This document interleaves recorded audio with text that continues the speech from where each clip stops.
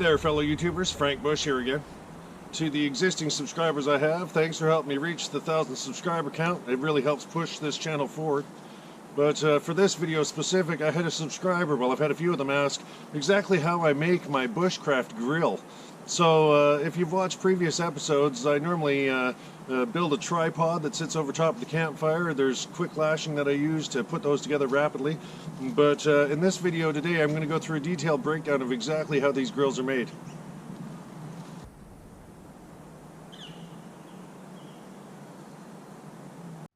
So I thought I'd just catch this on camera for people that haven't watched previous episodes of mine.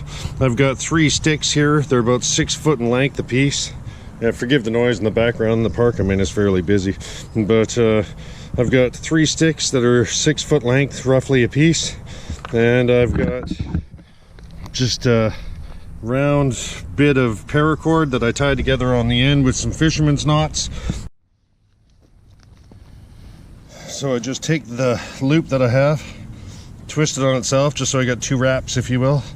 And then I just take the 3 ends of the sticks and I make sure I set the rope in a couple inches down, 4 or 5 inches, give or take, maybe 6 inches or so, down. And then all I'm going to do is take the middle stick, while I keep these kind of threads together, I'm going to take the middle stick and start to just twist it. Hopefully the camera's picking that up okay. And I'm just going to keep twisting that around and around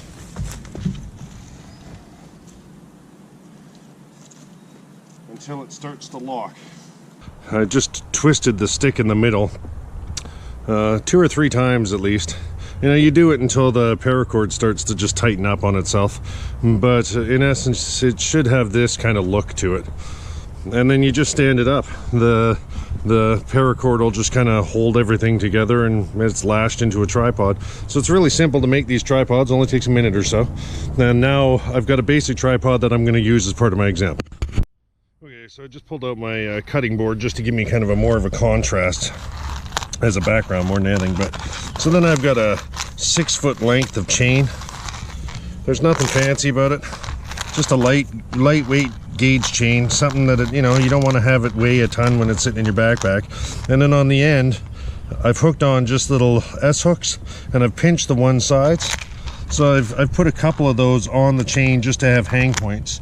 So they're attached, one to each end, if you will, and then 1 or 2 that sit along the line if I need something to just kind of hook onto.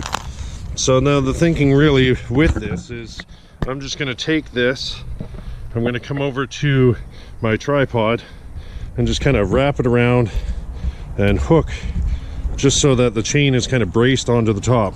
And then it's really just as simple as adjusting.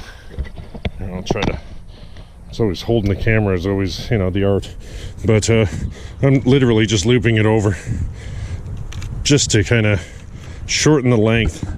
And what you'll see happening is this chain now, like I say, there's one of the hooks there, but this chain now gives you a place to hang a pot if you had bail handles, or to hang the grill off of. It's just a piece of kit that sits right in my cooking pot with me always. But now I've got at least a chain that I can start to hang with. And like I say, the more you wrap it around the top, the more you'll shorten the length, and the higher up the pot or the grill will hang. Okay, so I'll try to go through this as detailed as I can. So we've got that chain that we kind of just strapped onto the top of the tripod and let it hang. Down a little bit from the top, we come across my first little S hook. That's really there to hang a bail pot on if I want to get it up off the heat, but still keep it kind of in the location of being at the fire. Then when I follow that chain down, we come to its S hook that was talked about earlier.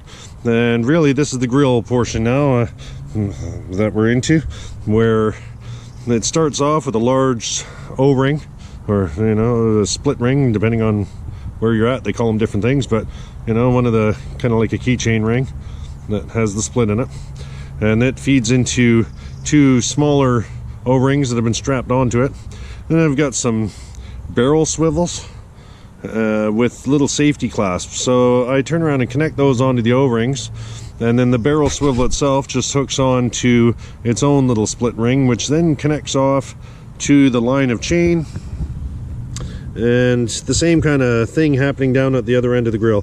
So the chain feeds off to another little split O-ring into the barrel swivel and off to the safety clasp. You know, these barrel swivels and that, and you find them at any tackle shop, fairly common. You know, hardware stores, you could find these O-rings and stuff. And that just feeds into a 7" by 9". This is a cookie sheet. I don't know if I can catch that on the camera, right? But it's really just for a cooling rack for putting cookies on. So, you know, when it comes to finding a grill that's kind of suitable, you want one where it's kind of squared off into the corner, so when you do connect on these safety clasps, it can only go so far before it runs out of room one way or the other. That's one of the kind of key elements that you want when it comes to picking out the right grill for this task. So, and like I say, I've got one of these connected on to each corner of the grill itself. I don't know if the camera, like I said, I'm trying to get that the best I can on the camera, but so each corner has that, and then they all just feed in. So I've got 2 of them coming off of the one side of the grill. I've got 2 of them that feed into that one of the 2 small O-rings that connect on at the top, and then 2 on the other side that connect in to that O-ring and to the top. So as you can see, it's fairly simple construct. Now, I did have larger O-rings on it. I'll just show you. I just swapped out the O-rings and the barrel swivels and that, but I had larger O-rings that were on there, and I decided to switch it off and go with smaller ones. So when you're putting pots and that type of stuff on, the O-ring, a larger O-ring, was just getting in the way of the pot, and you know, and the pots and the pans when I put it on there. It wasn't, you know, a showstopper in any way, but just any way I can streamline the process, I am, right? So, but there you have it. When it comes to adjusting kind of the height of this grill and how far off the fire you want it, it's really simple.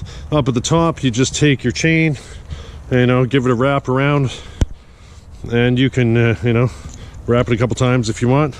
And now my grill is sitting closer to 2 foot off the ground. Like I say, I don't know if the camera's able to pick that up justifiably, but makes it really easy to turn around. And if your fire is burning hot, you just kind of lift it up a bit.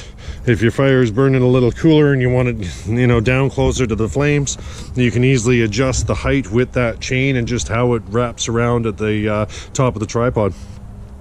Here, I'll just use my coffee cup. I'm not plugging any products or anything.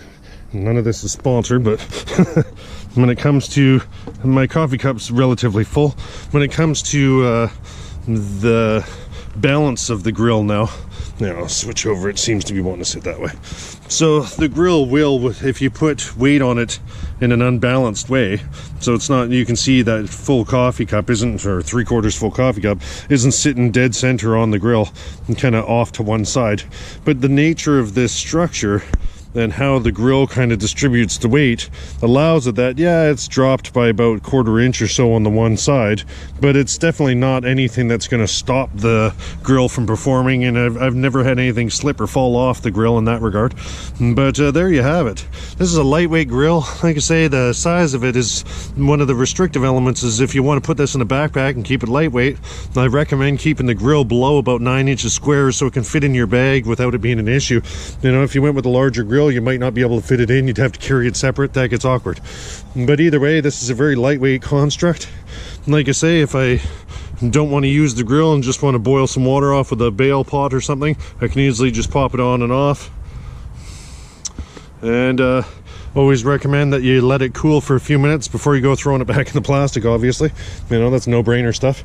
But there you have it. This is my Bushcraft grill. If you guys end up making one yourself, or you know, have any thoughts that might improve the design that I've got going on here, you know, send me a comment. I don't mind hearing from other people about how to improve things. And if you've recorded off a video of doing your own, you know, grill and that type of thing for when you're out in the backcountry, you know, throw me the link of the video and I'll go check it out.